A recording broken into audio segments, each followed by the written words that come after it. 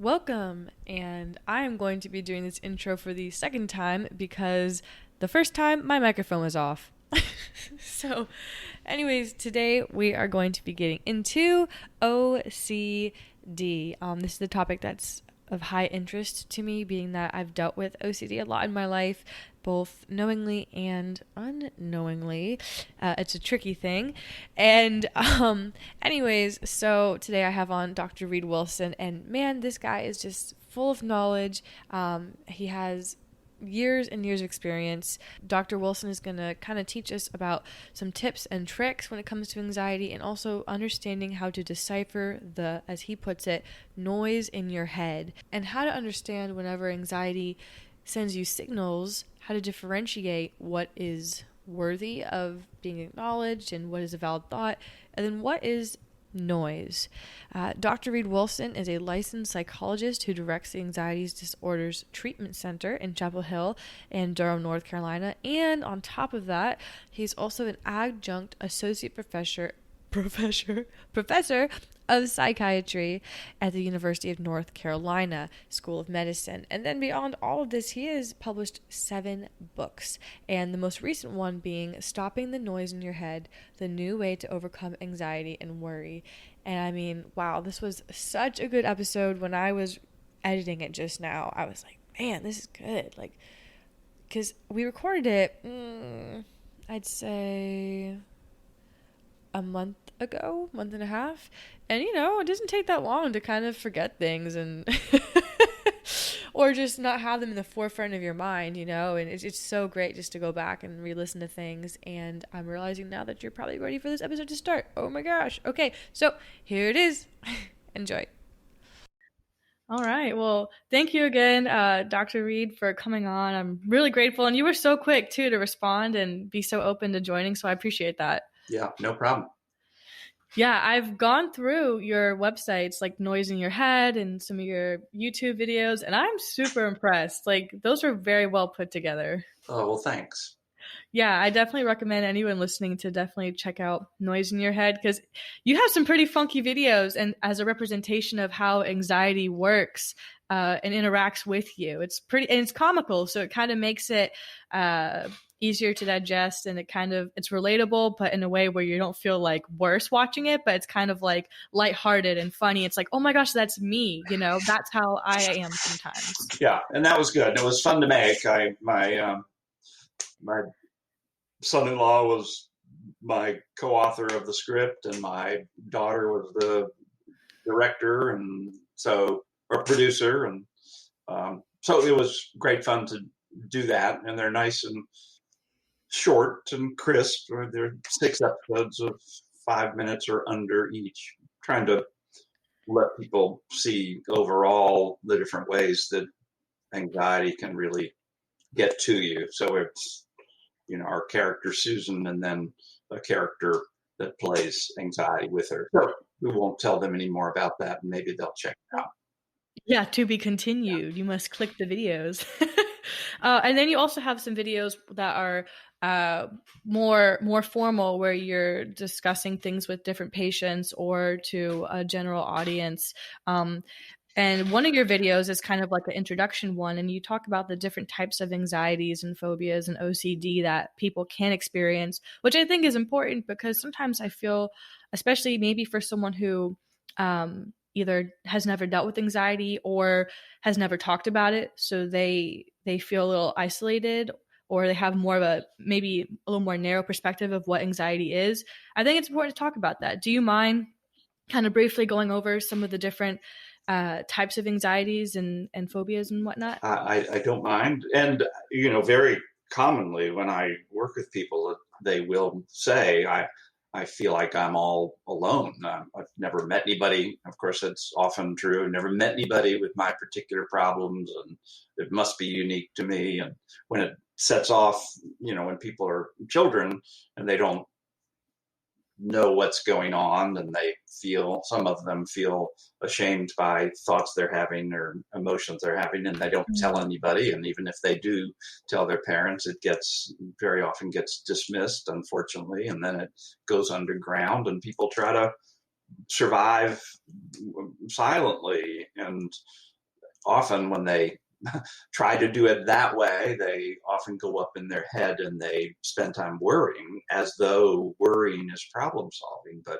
it really is not. So, so we've got an umbrella of anxiety disorders, and then it used to have OCD under that umbrella. They've moved it out. I don't think they needed to, but I really feel like there's common denominators among all of those anxiety disorders and OCD. So if we go through the anxiety disorders, first perhaps would be panic disorder, someone who has a sudden, what we would say, onrush of uncomfortable physical sensations and thoughts of impending doom. Right. So it happens really quickly. It's not general anxiety. It's a peak experience, so to speak, of anxiety with racing heart or feeling like they're lightheaded and Right.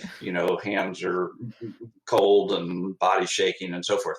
Long list of possible symptoms. But thoughts of impending doom would be, I'm about to faint. I'm going to humiliate myself. I am going to go crazy. I am having a heart attack. So many people with panic disorder first end up in the emergency room several times before they finally start to figure out what's going on.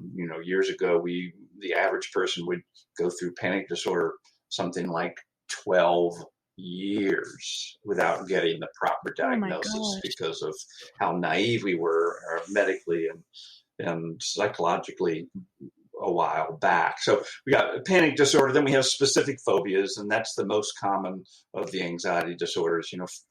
There's insects and weather and being trapped, claustrophobia, and that whole list, snakes and such. And then we have what we would call generalized anxiety disorder, which is people, I would say, are worry-making machines in many ways. And I don't use that expression in a derogatory manner. And I will talk to clients, I will say that to them, you're a worry-making machine, because in part, people with generalized anxiety disorder have very specific topics that they feel justified in worrying about. And so we have to kind of unpack those.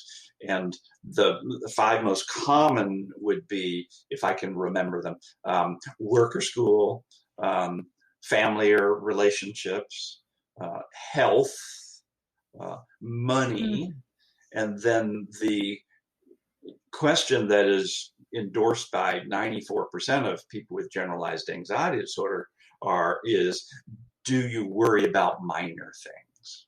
Just getting nickeled and dimed all day. So there's that kind of worry-making machine thing. And so, but it, when I all of a sudden wake up with a pain in the back of my neck that I've never had before and a headache that's throbbing, I begin to worry, what in the world's wrong with me? That would make sense for people to do, but somebody who has generalized anxiety disorder will just dig in to that and worry. And as I said, they perceive worry as problem solving, and worry left to its own is operating as though it's trying to solve a problem for you. And that's why, in part, we have to come in consciously and make a change. Worry is actually problem generating, not problem solving. So it's supposed to be step one of the problem solving process, but people sit there in step one and keep having all these fearful thoughts. So we got panic disorder, specific phobias, generalized anxiety disorder. We have then social anxiety, and this is typically people who feel like they have the critical eye of others on them about normal daily activities or behaviors. The most common social anxiety is fear of speaking. Lots of people have that anyway, but people with social anxiety can be really dramatically fearful about that. And in part, I talk about social anxiety as almost like evolutionary psychology, which is we all are social beings. We need to be in a tribe. We need to belong. And part of what Mhm. happens with people with social anxiety is they fear that they don't fit in. And they're going, in prehistoric times, you have to have a tribe or you'll get eaten by the saber-toothed tiger. So this is really built into us genetically. And so often adults as well as kids with social anxiety feel like if I speak up, I'm going to make a fool of myself, or I'm going to be judged as weird, or I'm going to stumble over some words and then I will be rejected. Therefore, I'm going to be quiet. So very often people with social anxiety don't engage with others. Well, if you go all the way back to fifth grade or so and think about the little girl who was shy in class, what do the other girls think of her?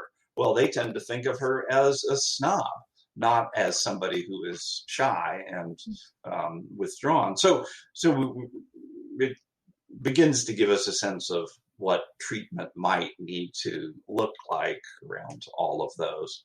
And I'm sure I'm missing a anxiety disorder in there somewhere. And the last one we would tend to talk about would be OCD, obsessive compulsive disorder. These are people who have obsessions, things that worry them to death, so to speak, and then compulsions or rituals as the only thing they know to do to get rid of that obsession. So we know the categories tend to be top one is contamination and washing and cleaning, and then checking the front door, checking the windows and locks. Did I turn the faucet off? Is the stove off?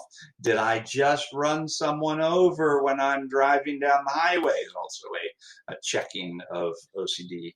And of course, what drives the checking is this terrible, fearful outcome. Did I leave the stove on? If I did, I'm going to come home and the house is going to be burned down. It will be my fault. Did I leave the door unlocked? Someone's going to break in. Won't even have to break in. They can walk right in there and steal our valuables. It'll be my fault. Did I just run somebody over in the highway? And did I knock them into the high grass in the ditch and no one's going to find them? No one can see them and they'll be dead by morning and it'll be my fault. I need to double back and park my car and walk the ditches or whatever I might need to do in order to feel Wow. secure that everything is okay. So OCD is a pretty vicious disorder in terms of its logic, how it maintains a relationship with people. And I'm sure we'll have enough time to review some of that stuff around what do you do when you have OCD. Oh my gosh, I would love to, because personally, I have struggled with OCD in my life. I recently found out through therapy, thankfully, within the past year, and mine is more of a pure OCD. So it was harder for me to recognize that, because I would be like, well, I don't turn on and off light switches 10 times when I leave a room, or I don't, check, whoop, there's my cat, sorry. Or I don't, check the stove 6 times. So I didn't think I had compulsions, or, I don't wash my hands 30 times. And that goes back to how important it is to recognize that there are different forms of anxiety, different forms of phobias, different forms of OCD. Well, Because so if not, what are your compulsions? well, You have there's this mental video. compulsions. Yes, And what yeah, are they? well, I noticed one would be checking, like constantly checking mentally, like, does my reality feel weird? Do I feel weird right now? Because my fear last January was fear of going crazy. And I was like, I'm going crazy. I'm going to be in an insane asylum. I'm losing it. My reality is slipping away from me. And I started to focus so much on it. I made it happen, kind of like, in the sense to where I was always like, things didn't feel real to me. I would talk and it wouldn't feel like me talking, like I was Yes. Mm-hmm. disassociating. Mm-hmm. And I would always be checking, like, am I disassociating? Do I feel weird? That was one of my Yeah. compulsions Yeah. I Yeah. caught on Gotcha. to. And that was because I was able to watch videos from a woman whose name is escaping me in London. And she talked about pure OCD, because my therapist told me I had OCD, but I was like, how though? Like, what are my compulsions? Because I don't see me doing compulsions. A lot of the things make sense in these OCD videos that I watch for treating it, but I don't get, do I have it though? And then after watching her videos, a lot of things would kind of ring true for So, me. and just to say, I don't like that term pure OCD that we have adopted. It, got adopted, probably 12 years ago or so. And I just think doesn't have validity, because it's not true that you are purely obsessing. You are Mm-hmm. obsessing and compulsing mentally. And so why in the world are people labeling that pure obsessions? Because it is, I mean, look what happens. You no one's talking about the mental compulsions because it's being labeled as pure obsession. So Right. so I personally hate, not that one should really hate anything. I hate that term, and I'm sorry it's so ingrained, and I don't think I have much room to make a change in the field. So, oh well. Yeah. Well, I appreciate you telling me that, because again, like I've only recently discovered that term, and so it's good to hear opinions from people like you who are kind of shedding light onto how that actually might be doing more harm than good. So don't worry, the both of us will stop using that term. You've Okay, inspired me to not good. use it. Well, you just So. tell people what I think when because it's not gonna change out there in the world until we decide to change it. So, Yeah, exactly. And I've heard this phrase before, and I wonder if you agree with it. Basically, it said OCD is the final pit stop on the anxiety train. Do you feel like there's truth in that, I or do because I know not. you mentioned Well, I'm not no. sure what they mean by all of that. I think OCD stands alone on its own. As most of the anxiety disorders, it is has a genetic component, but I think OCD has probably the most genetic component of any of these disorders that we talk about. And so I think it stands on its own. It's not like, oh, I develop worry and generalized anxiety disorder and Hmm. phobias, and then I slowly slip over into OCD as the caboose of this train. I don't think that's true about any of the anxiety disorders. Certainly, you can have a couple of disorders for yourself, and depression, which is probably what we would call a comorbid disorder. The next disorder that shows up with an anxiety disorder or OCD tends to be depression, of course. So, whatever they might be implying, I wouldn't want us to perceive it as though it's some kind of, segue from one to the next. Hmm. That's good to know. It's good for you, right? Um, But anyway, yeah. you were in the caboose anyway, because you're doing OCD stuff. I, I Yeah. was riding that train, but I do have another question though that came to mind while you were talking. So OCD, you say, is strongly genetic, which makes sense to me given when thinking about my family and whatnot. But so OCD is genetic, so you can have it, but does that mean a person is constantly stuck with it, or does that mean maybe given the right it could be different for everybody, but maybe given the right environmental circumstances, you could kind of step deeper into your OCD, and then with the proper know-how and knowledge, you can kind of like edge it back more. Yeah, Does that all make of that sense how I worded that? is right. The thing to be thinking about when I talk about genetics is because it's strongly genetic doesn't imply that, oh, therefore you must use medications to treat it, and you're going to have it the rest of your life, and all of that stuff. There's a lot of controversy regarding anybody using the term cure around OCD. Well, I use it. So I we've got lots of medical conditions that can have a strong genetic component, and yet we develop treatments to manage Mm. it or even cure it. So we can still come in and disrupt the pattern, even if has this genetics there. The only advantage to be talking about it as genetics is that we don't start blaming our developmental period as the cause of the OCD. So it's not so much parenting Mm. style and so forth that would produce it. And genetics So you can look back, as you mentioned, in the family and often see the history. But first off, genes can skip generations. So you could have OCD and there'd be a great aunt somewhere back there. And also, of course, people aren't so self-revealing around mental illness. That's in part, I know what your passion is to help people feel more tolerant about that and step forward if they have concerns. So you're not always going to know that it's in your history, but it probably is. That is so crazy. And You I use also, that term loosely, let I me see here, assume. have a note. Oh Lord, you're so right. I shouldn't use that. It's true. I mean, it's even little things like that where you say things and you don't even realize, like, oh, that probably, should be used loosely. I try and do the same thing with God. Like sometimes I say, like,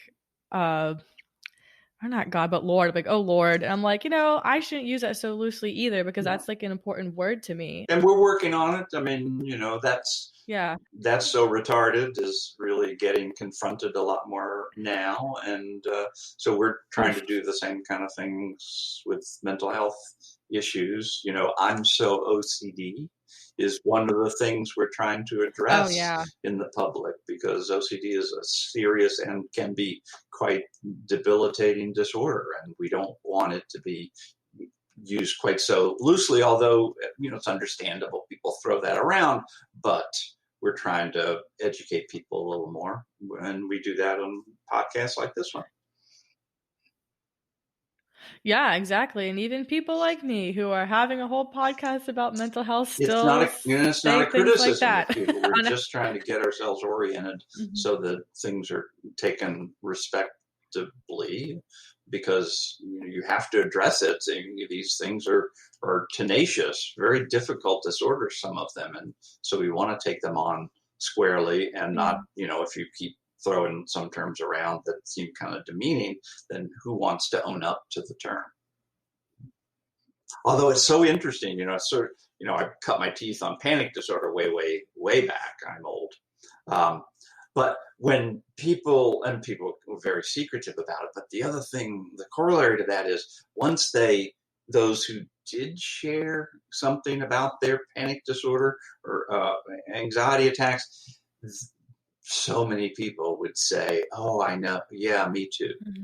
And all of a sudden they go, "Okay, I'm not alone." Yes. And so it's been interesting for some people to be able to find some support in actually sharing what's going on. Oh yeah, no, I'm super big on transparency and just like saying things like that. Like I see a therapist and I'll bring up a conversation like, oh, my therapist said this, my therapist said that, because I know that eventually, and this has already happened a few times with me, but someone will hear me talk like that, and then they feel like they can confide in me and they can talk to me, and then that's like the first step, And earlier, you had mentioned something like you get clients who feel alone, like they're the only ones who experience what they're experiencing, and they say, "Oh, I've never met anyone else with this." It's like my first thought was, I bet they had, but neither of them were saying what was truly going on beneath the surface, And the cool thing about that too is like the more you are open about that, the less you feel like you're kind of putting on this show or wearing this mask, You're just like, this is me and I'm not putting on a facade. This is how I feel. We don't need to talk about it for 24 hours, but yeah, I'm not feeling that great today. I'm kind of anxious. Let's keep hanging out. Yeah. And I think that this brings me back to social anxiety. And, one of the things I counsel people about is about be transparent, be authentic. I may be clumsy in these conversations and I belong here. I may have difficulty, coming up with another word right now and stumbling, and I belong here. I'm not sure what to say right now, and I belong here. So, as you're saying, around that facade, what we're trying to confront is if people knew what I was really like, I would get rejected. Now, the other thing we have to keep in mind is you can't just tell everybody. Right. Right. You can't go to work necessarily and tell you want to start assessing who's safe and who isn't, who's going to treat me with respect and who's going to make fun of me. And if we feel like there's some risk that we're going to get teased by certain people, then we just will censor that. But you got to find somebody. Yeah. When you think about therapy in general, treatment in general for any of the mental health disorders, it's all involving talking. You don't do a treatment up in your head. You do a treatment in interaction with somebody, either a therapist or a group. Even, self-help groups can be, although there are some really bad self-help groups because they just talk about symptoms and medications. But when you have a good facilitator of a self-help group, people are working together and trying to come up with ideas and suggestions. And that's in part what we need. Yeah, and that's so interesting that you bring up social anxiety, because that's literally something I felt like I was dealing with the other day, and I feel like so many people deal with, especially in the age of social media and online dating and binge watching Netflix, as opposed to, because I was thinking about that the other day. I was like, man, before there was just so much high volume access to cell phones, social media, Netflix. If you were really bored, it was kind of like, all right, I'm going to call up a friend. We're going to hang out. Like, I'd rather do that than sit here alone, stare at the wall, or read a book or something, like, and now it's like, call up people and interact, or just lay here in bed and watch Netflix, which I'm not trying to bash Netflix. Like, I love me a good binge. Like, I love watching, it's Christmas time right now. I love watching like cheesy Christmas movies and making commentary, but like by that's myself. Hallmark Channel. You confused Netflix with Hallmark Channel. Oh, they got some good cheesy ones. I promise you that. but anyways, I just think that's kind of interesting. And I noticed too sometimes. Well, I just would say, that's you want to get mentally, you want to get to that choice point. Do I want to do the easy thing, which is do nothing, or do I want to do the difficult thing, which is engage? And that is a tough call. But if you can start getting yourself to recognize, I need to make those decisions, and some of them are hard, and I'm going to be awkward and clumsy and insecure, or put out effort when I don't feel like putting out effort. Too bad. I'm going to put out effort. And then you start the process of getting yourself stronger. That's so true. And I feel like a lot of us are under the illusion that the people who are constantly putting themselves out there, or who are like making music, creating art, starting their own business, we have this illusion that they always are in the mood to do that thing, and that there's always that drive. But the actuality is, I think, especially from listening to a lot of these people talk about it, the actuality is a lot of people don't have that drive, but they're the ones who push through it and still do that thing, even when they'd rather just lay in bed, or they'd rather just, order in pizza and like not do that. Yeah. Which again, those things are okay in the right, time, right place, right time, right dose. But you bring to mind Christopher Reeves, the old Superman, who had a riding accident and became a quadriplegic, and he was seen as such a hero for so many people because he was so active in his life and mentoring others, and was such a great example. But I read an interview with him. Every morning he would wake up and cry for about 45 minutes. So, those are the pieces that we don't see. As you were talking about social media and so forth, we put on our good face. And of course, if you're doing online dating, of course, that's what you're going to do. Put on your best foot, put your best foot forward, or put on your best face initially in order to try to make some connections. But over time, obviously, you can't keep that facade up. And I just think that Christopher Reeve's story is useful to us to go, yeah, this is work. Of course it's work. Then on the other hand, we have different personalities. And, I'm an introvert.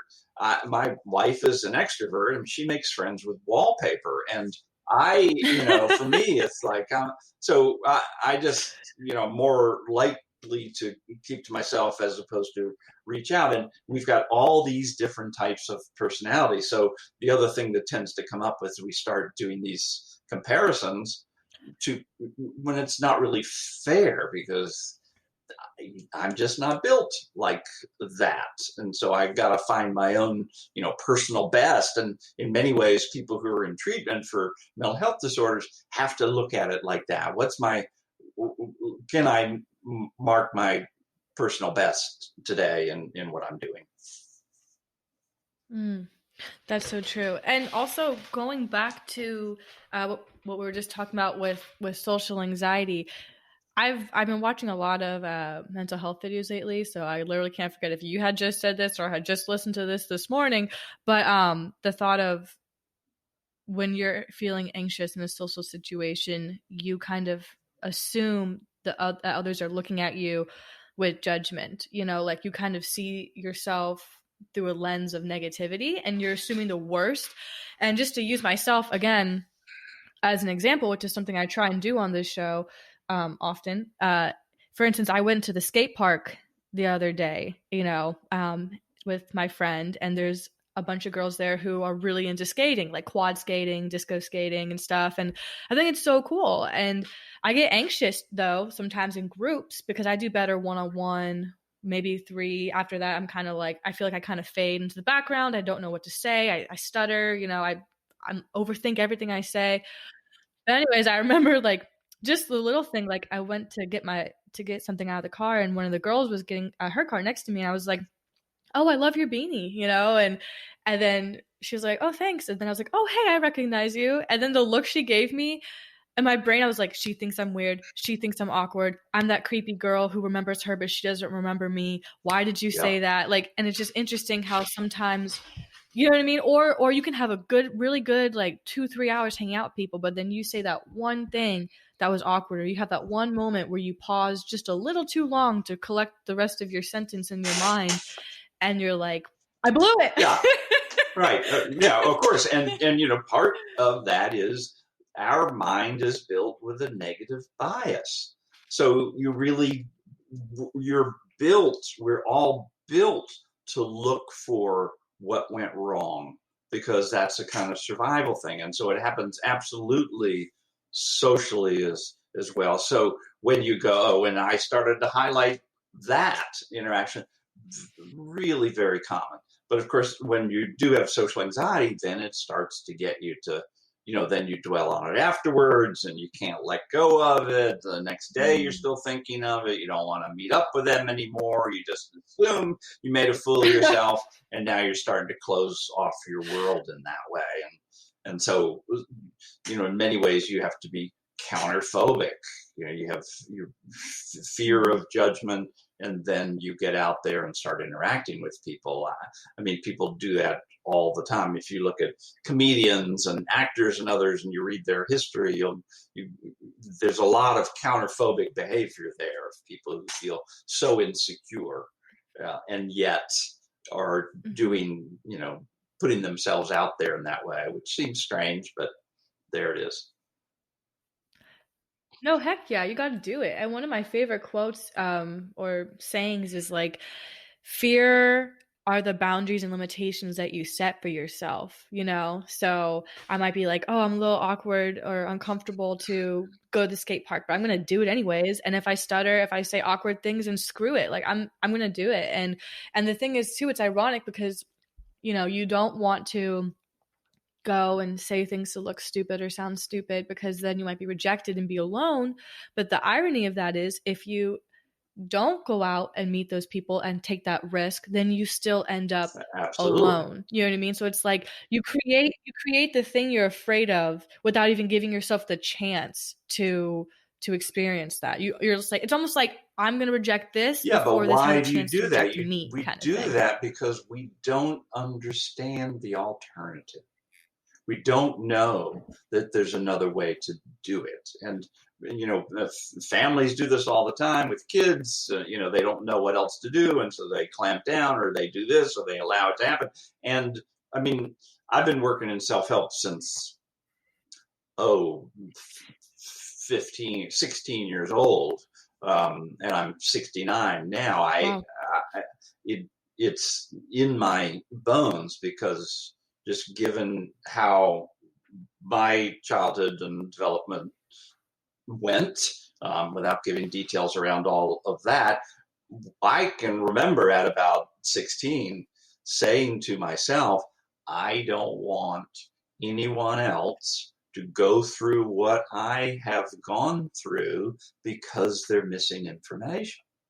Because really, if it wasn't for my tenacity, how I was kind of built in that way, I would have sunk. And so I lucked out in that way. And so that really, interestingly, for me at least, that was I can remember that moment of making that decision. And so that's, what I have been trying to do is like, let's give information to people that is self-help oriented. Even the work I do in training therapists, it's like we build a self-help model and then put it into the treatment system so that we have something we is called stepped care. And stepped care means that you step up into the degrees of intervention necessary for either a physical problem or a mental health problem. And the bottom rung, the bottom step is self-help, is education, is free information, is an inexpensive self-help book.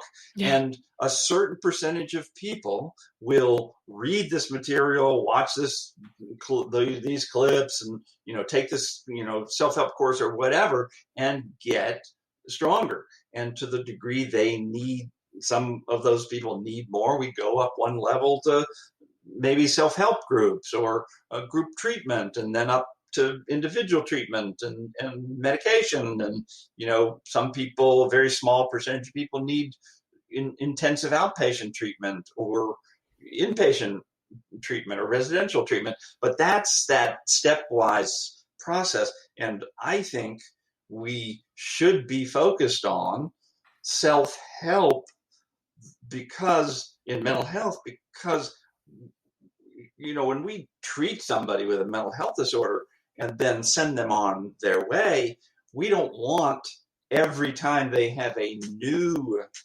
event show up that they have to come back into treatment again. We don't have enough mental health professionals to manage that. And so if we can get a structure, a protocol, a sense of guidelines, rules to some degree, and can put them in place and bring them up the treatment line as necessary, then when they're done with treatment, they know in essence what they need to do to take care of themselves. And they've metabolized this and made it their own and take ownership in it. And so, it's difficult work in some ways, but I do think it's the model that we should be paying attention to. And that's kind of what I think about all day, every day. I'm an introvert,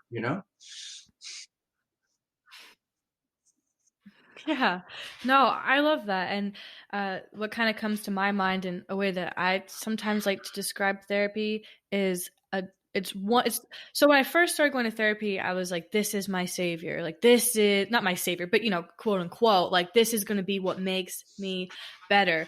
And then I started to realize that it's more so like a tool in my mental health toolbox. Like, I have many things and many aspects that I do on a daily basis that goes towards my mental health, and I kind of, not to be too religious, but I look at it in the way of going to church almost. Like, spiritually, like if you go to church once a week, like that's good, but the real growth and development happens when you put that into your daily practice or your weekly, more than once a week practice. That's when you really start to grow and thrive more in that area. It's the same with mental health, or you can liken that to going to working out. Working out once a week is better than not working out at all.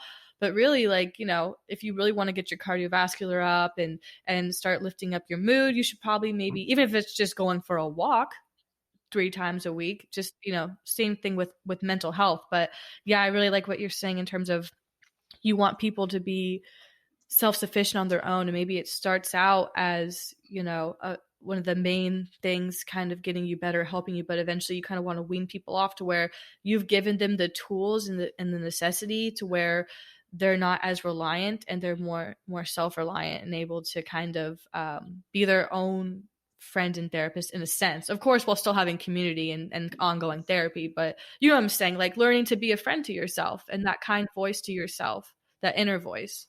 Yeah, and sometimes it's the harsh voice that's necessary too. The firm voice is like, oh well, too bad. And I would Yes. also just say that, Firm, I like that word, firm. and also start with self-help. Because educate yourself.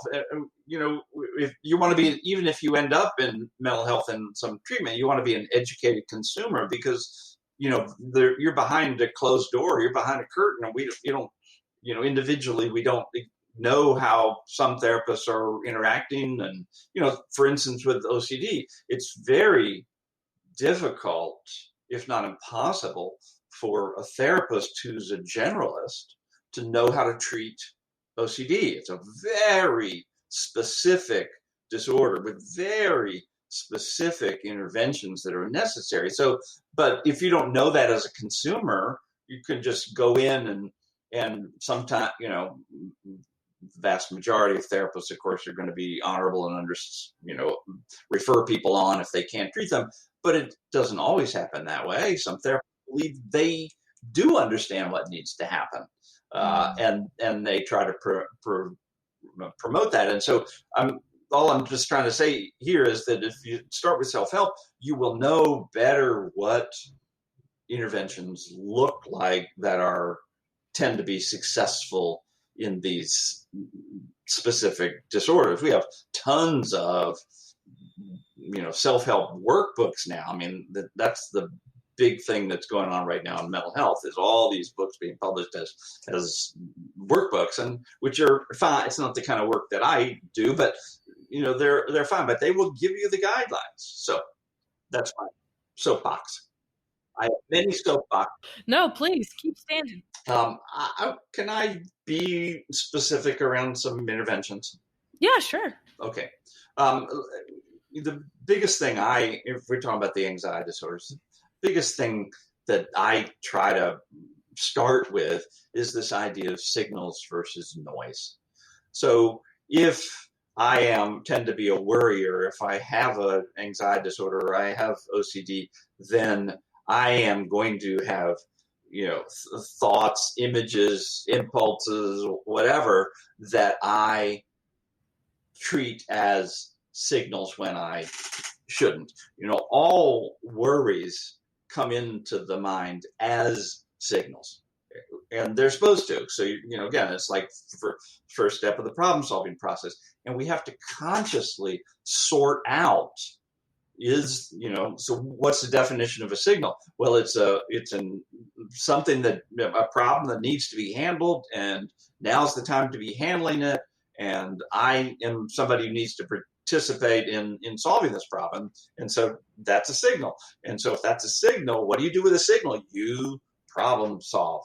And on the flip side, and this is where we find most anxiety disorders, is that we have a worry that's actually noise. It's none of our business. It's not a problem, or it's not a problem that we need to be addressing, or it's not time to be handling that problem. And if the anxiety disorders and OCD present worries and obsessions that are noise, and yet have trained us to treat them as signals. So, like, for instance, if I, wake up at 3:00 in the morning this morning worried about our podcast because I'm so threatened, you're such a authority figure that makes me nervous. And so I wake up at 3:00 in the morning and start worried about how am I going to do in this podcast, and how's she going to, am I going to make mistakes and so forth.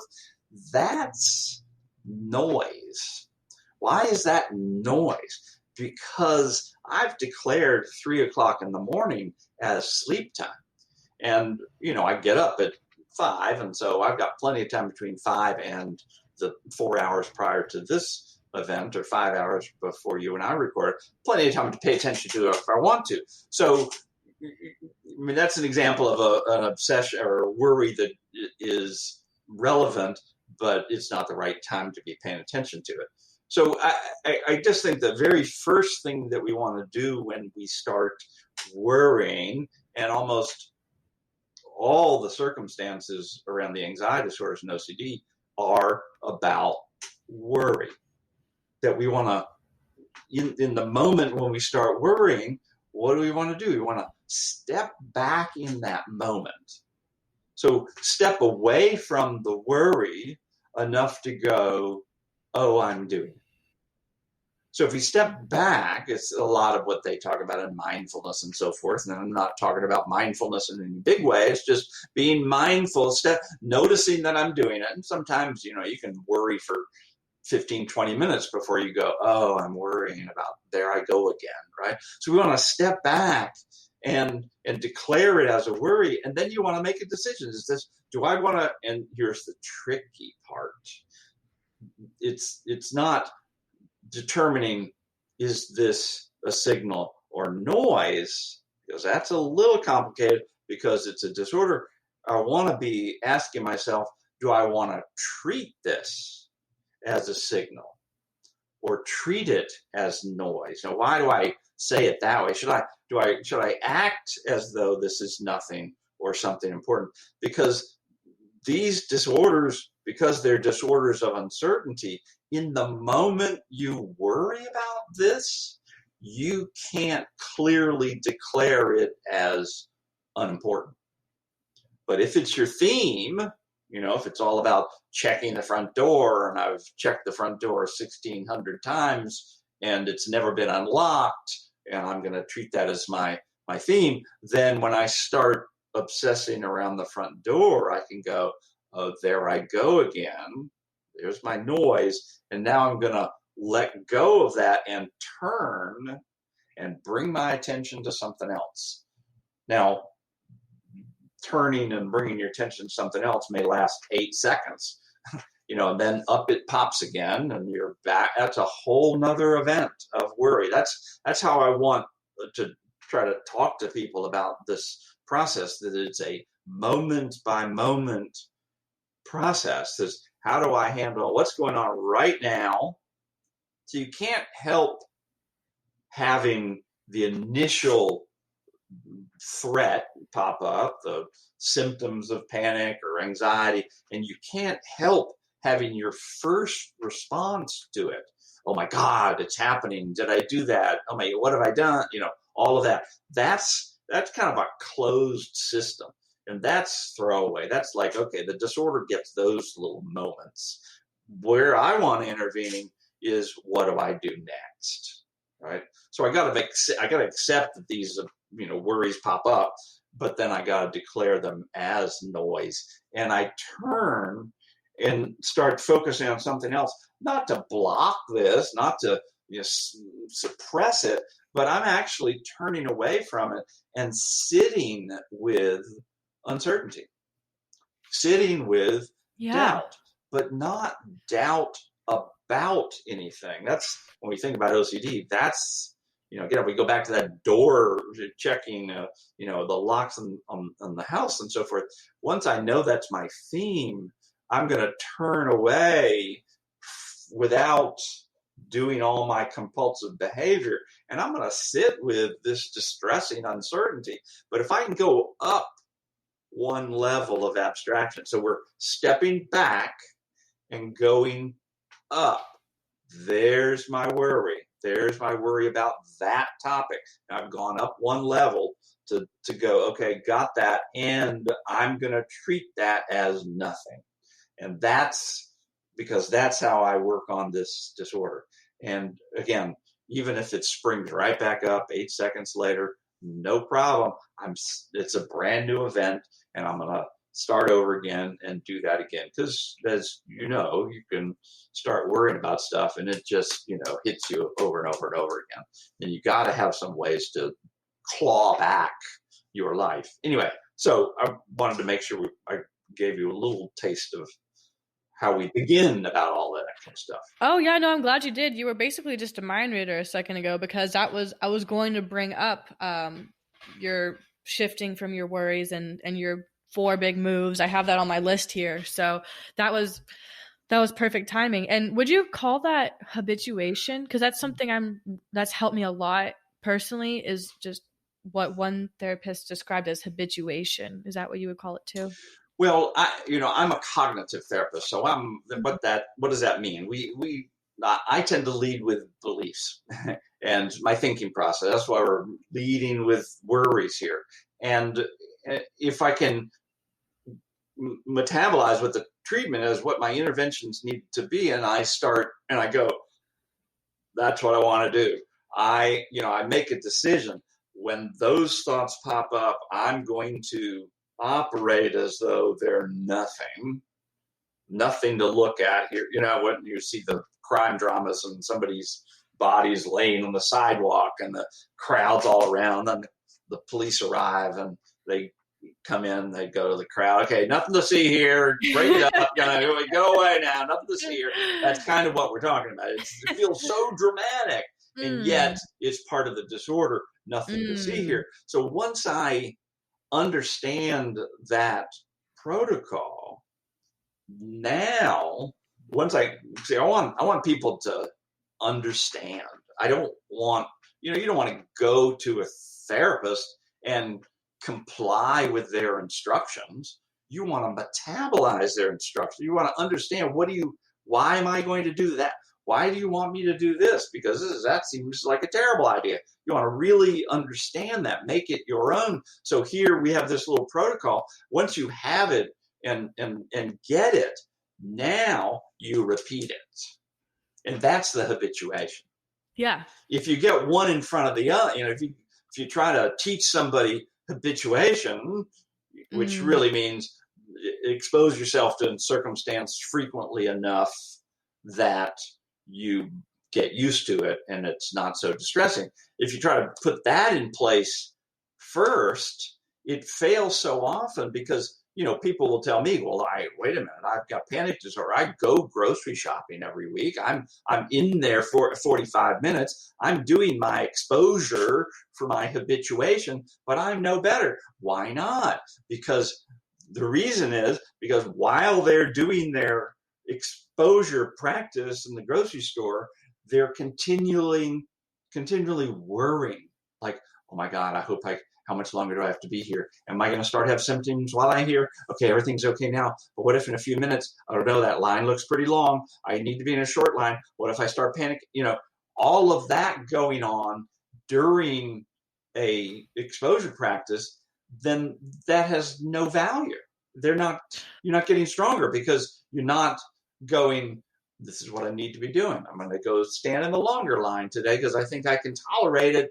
I think I can stay here and I'm going to be uncomfortable about it. And I'm practicing. That's what I'm doing right now. I'm elevating my practice around the disorder I'm trying to work on. And that's more important than how long I stand in line and to get in my car and drive off. Oh, yeah. No, I definitely agree. And I guess habituation, the way I had understood it, was kind of more so what you're talking about, to where maybe I feel anxious and my first reaction is to kind of tighten up and be like, fight that, push that down. But now it's more so like, okay, like just bring it on. Like, let me feel this anxiety. Like, I want to feel the discomfort. I want to feel the anxiousness or the worry, and like to the point where it's not just mental, but you know how like anxiety can turn like that's physical. because you figured out the attitude to hold on to in that moment. You have a disposition, an orientation. You have a general sense of what I was doing in the past was I was clutching and tightening up in order to help myself. That doesn't work. I need to shift my attitude here. And then, as a cognitive therapist, I would say probably what happened is you did some behavioral experiments. You went out and go, okay, well, what I'm supposed to do is accept this and want to have a feeling if it's there. Let me go find out what that does. And then you go out and do some kind of practice and you go, wow, I didn't clutch. I just kind of accepted it. And that wasn't as bad as the way I was doing it before. You start logging in those experiences and then you are metabolizing it. Because I can talk until I'm red in the face or even blue in the face. But experience is the greatest teacher. So we want to have a structure, and then not to just comply, but go out, test it out. Let's do some experiments. And I may not, if I'm talking to you about designing some of this stuff, I may not have it totally right. I've hardly met you. And so, go do an experiment, come back, tell me what happened, what it was like, where did you have trouble, and then we can tweak it somewhat to match what's going on in your life. So that's that kind of combination, getting that attitude and then doing the practice. Yeah, I definitely agree that it's really important to explain the reasoning behind it. And I have a friend who I tried to kind of talk to about like allowing, like accepting and allowing and letting yourself feel these things. And I think from our conversation today, I can kind of go back and sort of maybe re-explain it, because from the get-go, like you said, if you don't have that cognitive like understanding about why you're doing what you're doing, it just sounds crazy. Like, no, I don't want to feel anxious. No, I don't want to accept these thoughts. No, I don't want to, it's fill in the blank. paradoxical. That's what it is. It's paradox, opposite of logic. Yeah. If you had chronic obstructive lung disease, you had emphysema, and you're walking up the stairs and you start to get out of breath, like you're not going to be able to take a full breath, what do? Well, one thing you do is turn around and sit down on the stairs and, just hang out there. Wait a minute. I could be on my last breath and you're telling me to relax into it. That's insane. But it is what you do. So all of this stuff seems illogical at the beginning, and then we know we're on the right track of intervention, because we're not talking about normal everyday living. We're talking about some disordered thinking and some patterns that got stuck in us that have been hurting us, and how do we reverse them? And it is, what we would talk about, those Chinese finger cuffs, right? The old little woven bamboo or whatever it was, where you stick your fingers in it, and then you pull them apart and you can't get your fingers apart. That's a Chinese finger cuffs. And you how do you get out? Well, you kind of press against it and go inward until it loosens, and then slide your fingers out. And that's what you're figuring out in your work.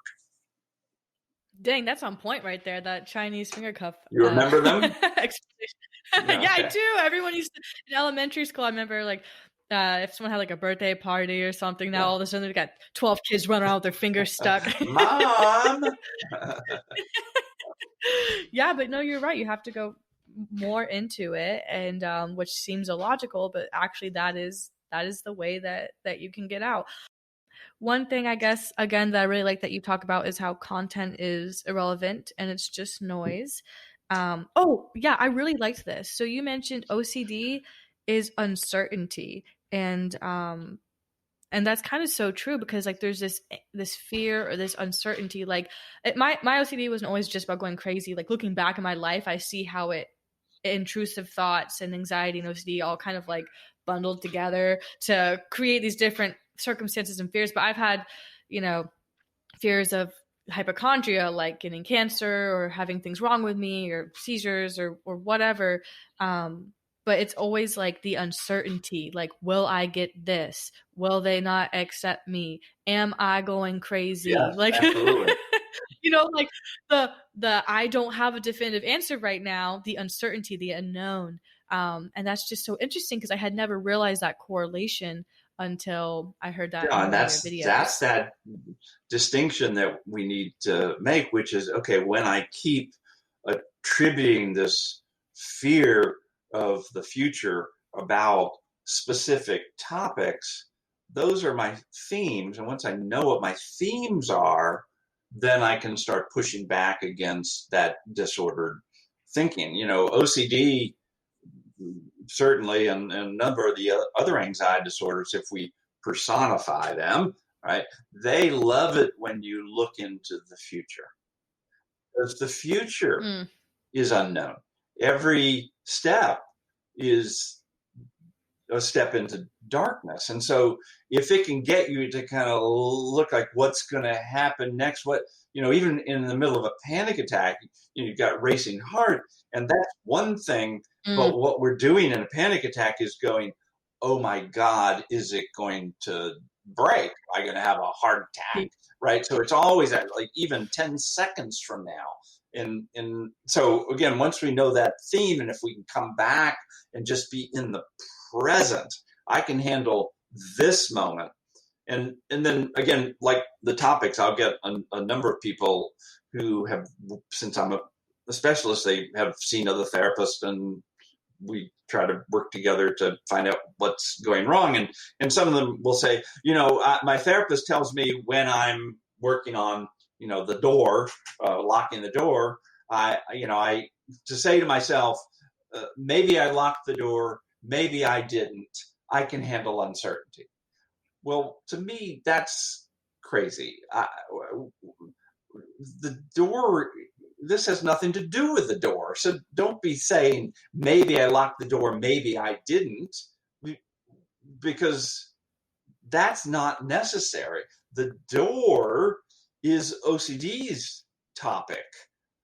Our topic is generic uncertainty. So, it'd be like going, oh, well, maybe I ran over somebody when I just felt that bump, and they're knocked in the ditch and no one's going to find them until morning, and they'll be dead and it'll be my fault. And maybe I didn't. I can handle uncertainty. As soon as you start going in that direction, you can see how crazy it is to be thinking like that. Maybe I'm a pedophile. Maybe I'm not.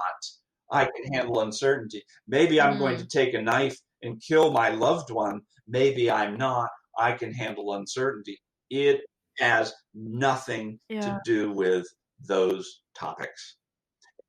I need to practice facing those thoughts and not engage in them. And that's hard work. But once I understand how it works and I can engage in it, I feel, somewhat secure around that's my disorder, then in the moment, I got to be really scared and do it anyway. I mean, that's what courage is, right? Be scared and do it anyway. So if I understand I'm doing the right thing, then I can tolerate my fear. If it's, I keep flying back to my fear is valid and I should be paying attention to it, I remain stuck. So the anxiety disorders and OCD are very clever in their nature because they take a normal set of concerns and just embellish them to control your life. So. Yeah, and that's crazy how you said some therapists don't, they even may think that they know how to handle OCD, but they don't give the right advice. And literally the example you just used with the door, for instance, is almost the verbatim of what my friend who has OCD, hers is very different from mine in the sense of like our focuses and the things we do physically. But anyways, her therapist used the exact same example, but with the car. Like, oh, well, if it gets broken into, it does. If it doesn't, it doesn't. Or, oh, if I locked it, I locked it. If I didn't, I didn't. And it's just interesting because sometimes, and she stopped seeing her since because, we both just don't feel like she's the best therapist for her. But what I'm going to get at too is she gave her one piece of advice, which seems so odd to me. And I'm not a therapist. I'm not a specialist. So I don't know if this is odd or not, but I'd love to get your opinion. One of my friend's fears is like candles and her hair straightener. So like sometimes she won't straighten her hair for months, even though she loves her hair straight, because she's afraid, even though it has auto shut off, even if it's plugged in, it has auto shut. She's afraid it'll burn the house down, or I guess burn the house down is her biggest fear. My point is, her therapist told her, this sounds crazy to me, please correct me if I'm wrong, and I shouldn't think this, but her therapist told her, just take your straightener and bring it with you. So that way it's not plugged in. To me, that just sounds crazy, because now what? You're just going to start like putting knives in like rubber bins and like locking them with like, if you're afraid you're going to, stab yourself or something, if you have intrusive thoughts on self-harm, or like, What do you think about that? Yeah, well, I mean, it's a perfect example of somebody who's a generalist to be doing giving the wrong advice, because that is exactly opposite of what you want to do.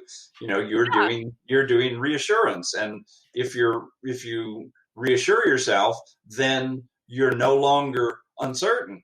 But the work is to be with uncertainty. And so again, I was on a panel couple decades ago, probably, on OCD.